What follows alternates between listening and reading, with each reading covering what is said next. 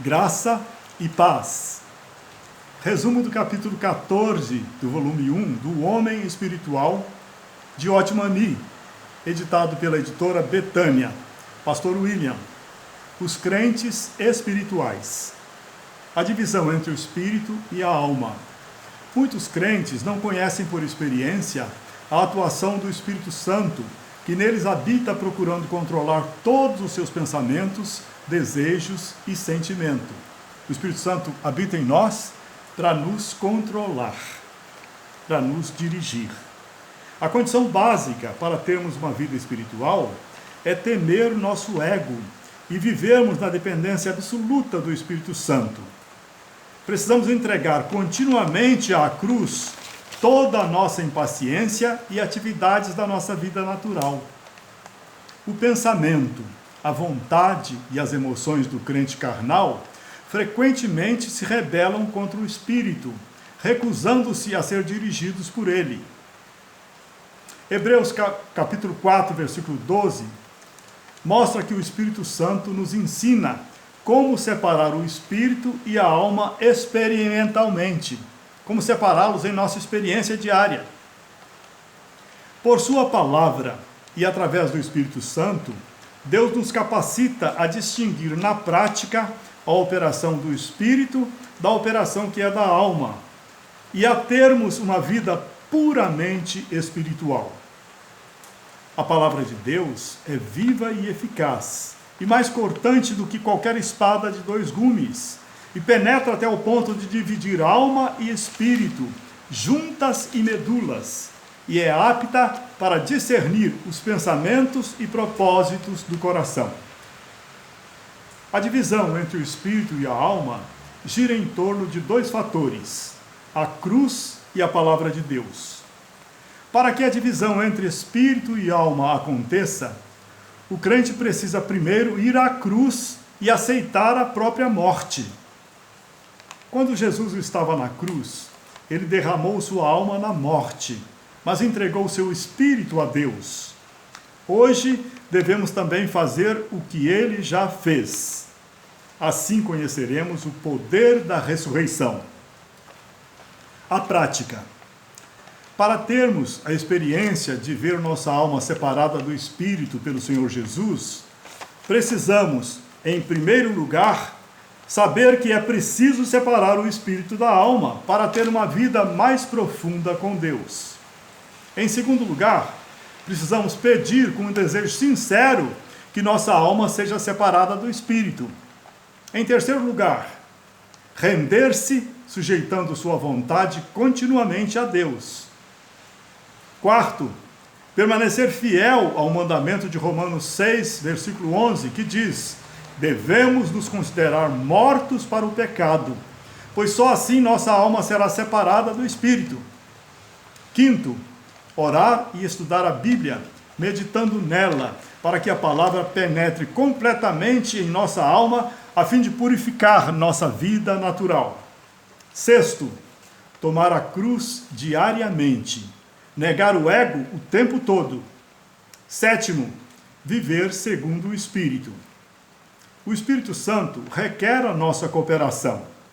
Se não fizermos nossa parte, o Senhor não poderá fazer a dele.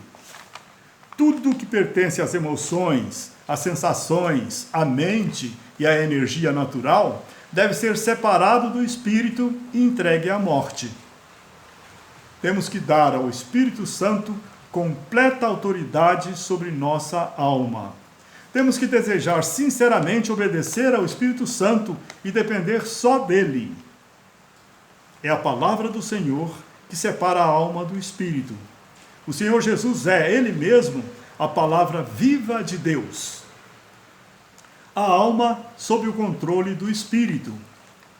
Quando os crentes obedecem de boa vontade ao Espírito Santo, a comunhão entre o Espírito e a alma torna-se cada vez mais profunda.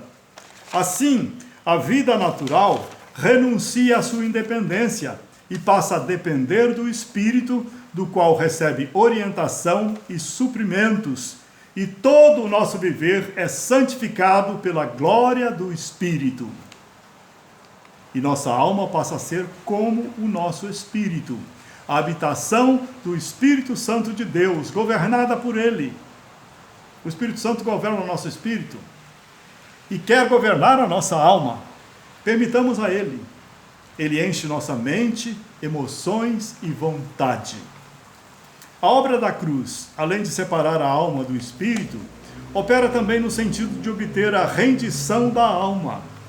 Ela tem de abrir mão de sua independência para que possa se harmonizar completamente com o espírito, tornando-se um com ele. Antes, ela estava a serviço do ego, da personalidade humana natural. Agora, Deus tem a posse da alma e suas funções não mais funcionam por meio de sua força, mas pelo poder da palavra de Deus. Esse crente espiritual, que aprendeu a andar pela fé, servindo e glorificando a Deus, acolheu com mansidão a palavra nele implantada, a qual salvou sua alma, conforme diz Tiago, capítulo 1, verso 21.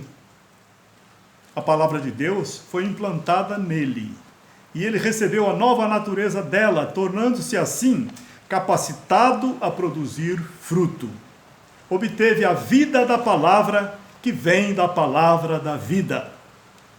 Quando nossa alma é dirigida pelo Espírito, somos libertos da influência de estímulos exteriores que afetam nossos sentimentos e reações. Devemos aprender de Jesus e agirmos como Ele, que mesmo desprezado pelos homens, continuava a fazer a vontade de Deus e não a sua.